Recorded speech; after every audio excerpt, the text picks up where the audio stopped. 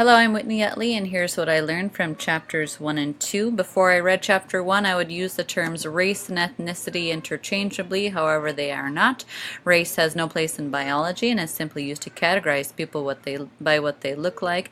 Ethnicity is more of the correct term. Cultural diversity includes a large set of things such as subcultures, language, sexual orientation, religion, so on and so forth. Cultural assimilation, an example is the Japanese Americans pledging allegiance to the United States even while they were placed in internment camps by the United States.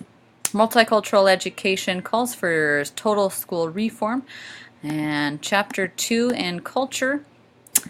I learned Valley's 3 layers of culture. Layer 1, things that can be seen, such as what you dress like, food you eat, music you listen to. Layer 2 is an example like greetings. Layer 3 is implicit, such as the symbolism behind the United States flag and our currency. Mainstream culture arises out of the experiences and values of middle-class white men in the U.S., which children learn from school and also at home.